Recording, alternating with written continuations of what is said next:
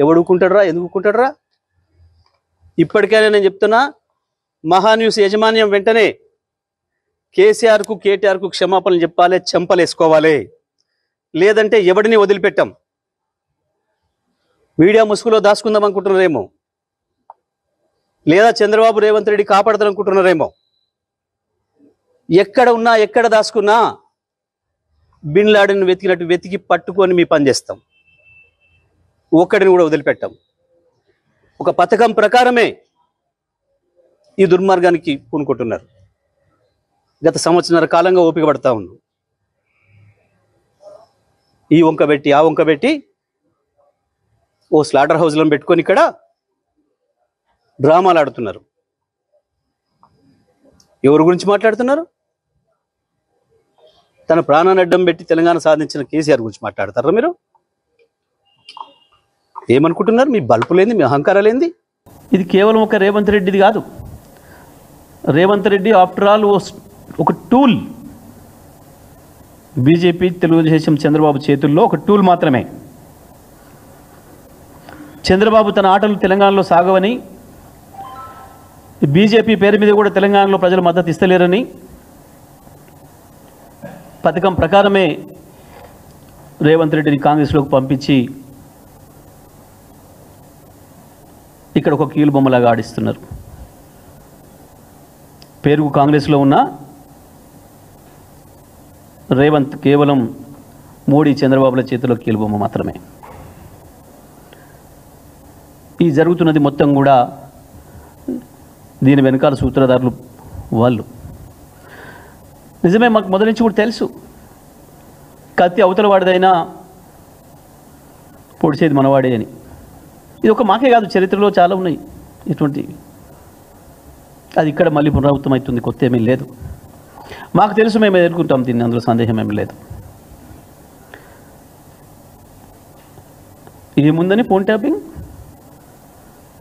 ఒక్కడొక్కడు రెచ్చిపోయి బల్బ్ ఎక్కువై ఇష్టం వచ్చిన పద్ధతిలో మేమ్స్ పెడుతూ, ఎవడొచ్చిండు వాడికి సమాచారం పెట్టిన వాడికి? ఎక్కడ వినరు? కేసీఆర్ కేటీఆర్ సంబంధమా? ఏ ఒక్క ఆడపిల్ల వచ్చి నా ఫోన్ ట్యాప్ చేసిన చెప్పారా ఇప్పటి వరకు? ఏ బల్బుతో పెడతాడు వాడు ఎవడైనా సరే? దేని కొరకు? ఇది మీడియా హౌస్ అనకపోతే స్లాటర్ హౌస్, మీడియా హౌస్ ఎట్లా అంటారు స్లాటర్ హౌస్ అనకపోతే? ఏం దాడి మీరు చేస్తున్నది? మా వాళ్ళు నిరసన చేస్తే ఒక రాయి ఏదైనా నీ కారు పగిలిందే మద్దం. కానీ మీరు చేస్తున్న దుర్మార్గంతో ఎన్ని లక్షల హృదయాల్ని గాయపరుస్తున్నారు, ఎన్ని కుటుంబాలను ఆత్మక్షోభకు గురి చేస్తున్నారు. ఇవాళ లక్షలాది మంది మా ఆడబిడ్డలు ఏడుస్తున్నారు ఇళ్లలో. ఏంది ఈ దుర్మార్గం? ఎందుకు మాట్లాడతలేరు మీరు అని మమ్మల్ని అడుగుతున్నారు.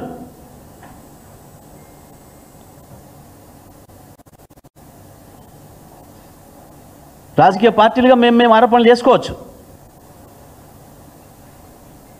అది మా మధ్యన ఉంటుంది.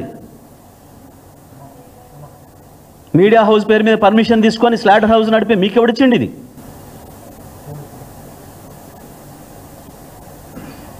అందరికీ నమస్కారం. ఇవాళ తెలంగాణ రాష్ట్రంలో జరుగుతున్నటువంటి పరిణామాలు, నాయకులు మాట్లాడుతున్నటువంటి తీరును చూస్తూ ఉంటే ఉల్టా చోర్ కోత్వాల్కు డాంటే అనేటువంటి ఒక సామెత మనందరికీ గుర్తుకు రావాలి. ఎందుకనంటే తప్పు చేసేది వాళ్ళే, చేసింది వాళ్ళే. ఇవాళ దాన్ని పట్టుకొని మీరు తప్పు చేశారు అని ఎవరైతే మాట్లాడుతున్నారో వాళ్ళని ఏ విధంగా వీళ్ళు విమర్శిస్తున్నారు అనేటువంటి దాన్ని చూద్దాం. First of all, phone tapping అనేటువంటిది చేసింది ఎవరు? ఏ ప్రభుత్వ హయాంలో జరిగింది? నిన్న ఎవరైతే ఒక ఎక్స్ మినిస్టర్ తనను తాను గత 10 సంవత్సరాల్లో తెలంగాణ రాష్ట్రంలో మంత్రిగా పనిచేసినటువంటి వ్యక్తి, తనను తాను చాలా చాలా చాలా సీనియర్ మోస్ట్ పొలిటీషియన్ అని అనుకునేటువంటి వ్యక్తి, నేను కేసీఆర్కి అనుంగ శిష్యుణ్ణి అని అనుకునేటువంటి వ్యక్తి, ఇంకా మనం అనకూడదు ఎందుకంటే వాళ్ళ భాష, వాళ్ళు మాట్లాడేటువంటి భాషలో మనం ఏ రోజు మాట్లాడకూడదు కాబట్టి మనం ఆ భాష మాట్లాడం. అలాంటి వ్యక్తి నిన్న మీడియా ముందరకు వచ్చి ఏ మీడియానైతే తిట్టకూడదో ఆ మీడియాని తిడుతూ అదే మీడియా ముందరకు వచ్చి మాట్లాడాడు. ఏమంటాడు? ఎవర్రా మీరంతానా? ఎట్లుంటారా మీరు తెలంగాణలోనా? మీరు మేము ఇక్కడ వండుకుంటా, ఇక్కడ తినుకుంటా, ఇక్కడ మా గురించి మాట్లాడతారంటే తెలంగాణ మీ అయ్య జాగిరా? ఎవరిది తెలంగాణ? తెలంగాణ ప్రజలది తెలంగాణ. కష్టపడి పోరాడి కొట్లాడి తెచ్చుకున్నటువంటి ప్రజలది తెలంగాణ. ఏ పార్టీ సొత్తు కాదు తెలంగాణ. ఎవరు తెలంగాణలో ఏ పార్టీ వాళ్ళు అన్ని తప్పు చేసినా సరే ప్రజలు వాళ్ళని ఖచ్చితంగా ప్రశ్నిస్తారు. మీరు 10 సంవత్సరాల పాటు తెలంగాణలో ఏ విధమైనటువంటి ఒక దుర్మార్గమైనటువంటి పాలన చేశారో ప్రజలు చూశారు. కాబట్టే మీరు పాలనకి అనర్హులను డిక్లేర్ చేసి మిమ్మల్ని అధికారం నుంచి దించేసిండ్రు. అరే మీకు గెలవనీకి చేతగాక మీరు తప్పులు చేశారు కాబట్టి మిమ్మల్ని ప్రజలు శిక్షిస్తే మా మీద పడి ఏడుస్తారు ఏంటంటే నాకు అర్థం కాదు. తెలుగుదేశం పార్టీ ఏం తప్పు చేసింది? చంద్రబాబు నాయుడు గారు ఏం తప్పు చేశారు? అవును, ఒక మీడియా సంస్థ మీద దాడి జరిగినప్పుడు ఇది తప్పు, ప్రజాస్వామ్యంలో ఇలాంటి తప్పులకి తావు లేదు అని చెప్పాం. మేము ఇలాంటి దాడులకి తావు లేదని చెప్పినాం. అది మీ పార్టీ అయినా సరే, ఇంకో పార్టీ అయినా సరే, ఏ పార్టీ అయినా సరే అదే చెప్పాలి. ఇదే రాజకీయం అంటే, ఇదే ప్రజాస్వామ్యంలో ఉండాల్సినటువంటి తీరు. తమాషాలు అవుతున్నాయా? నోరుంది కదా అని ఎంత వస్తే అంత మాట్లాడతారా? ఎవరయ్యా తొత్తులు? ఎవరు తొత్తులు? పోయి అడుగు మీ సార్ని, కేసీఆర్ గారిని అడుగు. ఎక్కడి నుంచి తన రాజకీయ జీవితం స్టార్ట్ చేసిండో ఒకసారి అడుగు. మేము ఏ రోజున కూడా ఏ ఒక్క పార్టీకి సంబంధించినటువంటి నాయకుల గురించి మేము తప్పుగా మాట్లాడలే. మేము కానీ మా అధినాయకుడు కానీ ఏ రోజున తప్పుగా మాట్లాడలే. మీకు ఇవాళ వస్తున్నటువంటి ఇబ్బంది ఏంటిది అంటే, మీరు అధికారంలో లేరు కాబట్టి, అధికారం మీకు కావాలి కాబట్టి మళ్ళీ తెలంగాణ సెంటిమెంట్ని రెచ్చగొట్టి రాజకీయం చేద్దాం అనుకుంటున్నారా? ఏమంటారు? ఇంకోటి ఏమంటారు? ఇది దాడి కాదు నిరసననా? మిమ్మల్ని మీరు రౌడీలు అనుకుంటున్నారా? గూండాలు అనుకుంటున్నారా? లేకపోతే సంఘ విద్రోహ శక్తులు అనుకుంటున్నారా? ఏమనుకుంటున్నారు మిమ్మల్ని మీరు? ఇక్కడ ఉన్నటువంటి ప్రభుత్వం, కాంగ్రెస్ ప్రభుత్వం నిజంగా ఇవాళ రోజున నిమ్మకు నీరెత్తినట్టు కూర్చుంది కాబట్టి మీరు ఇట్లా ఇంకా కూడా బయటకు వచ్చి మాట్లాడగలుగుతున్నారు. ఇదంతా చూస్తుంటే ఏమనిపిస్తుంది అంటే మీరు కాంగ్రెస్ కలిసిపోయి ఉన్నారేమో అని అనిపిస్తున్నది. ఏం తమాషాలండి ఇవి? నాకు అర్థం కాదు. ఏం మాట్లాడుతున్నారు? ఒక మీడియా సంస్థ మీద మీరు దాడి చేస్తారు, అక్కడ ఉన్నటువంటి ప్రాపర్టీని డ్యామేజ్ చేస్తారు, అక్కడ ఉన్నటువంటి ఉద్యోగస్తుల మీద మీరు దాడులు చేస్తారు, మళ్ళా వచ్చి బయటకు వచ్చి ఇది తెలంగాణ అని మాట్లాడతారా? తెలంగాణ సంస్కృతి, దాడుల సంస్కృతి తెలంగాణ సంస్కృతి కానే కాదు. తెలంగాణ అంటేనే అత్యంత ప్రేమ ఆప్యాయతలతోటి ప్రతి ఒక్కళ్ళను కూడా మన హక్కున చేర్చుకునేటువంటి సంస్కృతి తెలంగాణ సంస్కృతి. బూతులు మాట్లాడటము, దాడులు చేయడము, తలలు పగలగొట్టడం ఈ తెలంగాణ సంస్కృతి కాదు. మీ పాత దోస్తు జగన్మోహన్ రెడ్డి గారి దగ్గర నేర్చుకున్నారు కావచ్చు మీరు ఇది. వాళ్ళు ఎట్లయితే పార్టీ ఆఫీసుల మీద, మీడియా సంస్థల మీద దాడులు చేసి వాళ్ళని బూతులు తిట్టి ఏదైతే వాళ్ళు 2019 నుంచి 24 వరకు చేసిండ్రో, మీరు అదే ఇవాళ రోజున మళ్ళీ ఇక్కడ రెప్లికేట్ చేద్దామని అనుకుంటున్నారు కావచ్చు. తెలంగాణలో వీటన్నిటికీ తావులేదు. ఇప్పటికైనా సరే కాంగ్రెస్ సర్కారు కళ్ళు తెరిచి ఏదైనా మీకు గూడుపుటాని ఏదైనా నడుస్తున్నా, లేకపోతే ఏదైనా అంతర్గత ఒప్పందం ఉన్న వాటన్నిటి పక్కన పెట్టి ప్రజల పక్షాన, ప్రజాస్వామ్యం పక్షాన మాట్లాడాల్సినటువంటి అవసరం ఉంది. ఇంత వల్గర్ గా, ఇంత ఫిల్డీ లాంగ్వేజ్ లో ఒక మాజీ మంత్రి సాక్షాత్తు మీడియా ముందరకు వచ్చి మాట్లాడితే ఎందుకు పోలీసులకు కనబడతలేదా? మేము ఇంకా దాడులు చేస్తామని చెప్తున్నారు వాళ్ళు. ఎందుకు ఇవాళ రోజున తెలంగాణ పోలీసులు నిమ్మకు నీరెత్తినట్టు కూర్చుని ఉన్నారు? కనబడతలేదా మీకు? ఈ కేసును ఎందుకు మీరు సుమోటోగా తీసుకోలే? ఇవాళ బాజాప్తా మీడియా ముందరకు వచ్చి మేము దాడులు చేస్తాం, ఇంతకన్నా ఎక్కువ దాడులు చేస్తాం అని ఒక మాజీ మంత్రి ఇవాళ రోజు నుంచి మాట్లాడుతున్నప్పుడు మీకెందుకు దాని మీద చర్య తీసుకోవాలని కూడా అనిపిస్తలేదు? రేవంత్ రెడ్డి గారు, మీరు ఇవాళ మీరే సమాధానం చెప్పాలి. రాష్ట్రంలో హోంశాఖ మీ ఆధ్వర్యంలో ఉంది, మీరే హోమ్ మినిస్టర్, రాష్ట్రానికి మీరే, శాంతి భద్రతలు మీ చేతుల్లో ఉన్నాయి. ఇవాళ పట్ట పగలు ఒక మీడియా సంస్థ మీద దాడి జరిగింది. ప్రతిపక్ష పార్టీకి సంబంధించినటువంటి నాయకులు బయటకు వచ్చి మేము ఇంకా దాడులు చేస్తాం అని చెప్తున్నప్పుడు మీరు ఎందుకు చర్యలు తీసుకుంటలేరు వాళ్ళ మీద? ఏం ఆపుతోంది మిమ్మల్ని వాళ్ళ రోజున? ఇంకొకటి చెప్తున్నాం, బీఆర్ఎస్ నాయకులకి ఒకటే మాట చెప్తున్నాం, మీరు రాజకీయంగా ఎదుర్కొనేటువంటి సత్తా మీకుంటే రాజకీయంగా ఎదుర్కోండి. పిచ్చి పిచ్చి మాటలు, అవాకులు చెవాకులు మాట్లాడితే మా పార్టీని కానీ, మా అధినాయకుడిని కానీ ఒక్క మాట మాట్లాడినా సరే తెలుగుదేశం పార్టీ శ్రేణులు ఎవరు కూడా ఊరికే కూర్చునేటువంటి పరిస్థితి లేదు. తెలంగాణ ఎవరి జాగీరు కాదు. హైదరాబాద్ నడిబొడ్డులో పుట్టినటువంటి పార్టీ తెలుగుదేశం పార్టీ.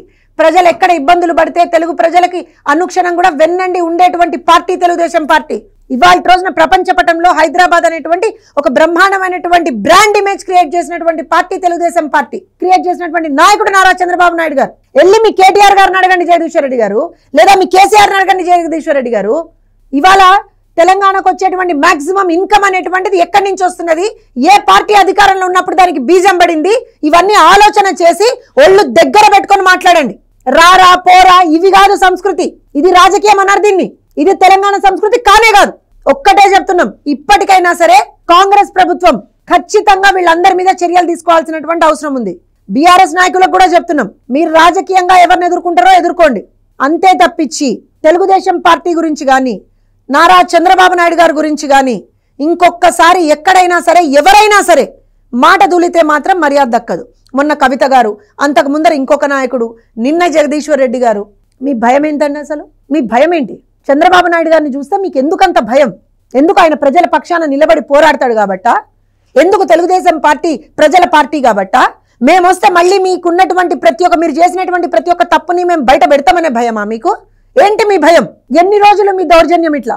అంటే మీరు తప్పు చెయ్యొచ్చు, ఆ తప్పుని ఎవరైనా ప్రశ్నిస్తే మాత్రం వాళ్ళ మీద మీరు దాడులకు ఎగబడతారా?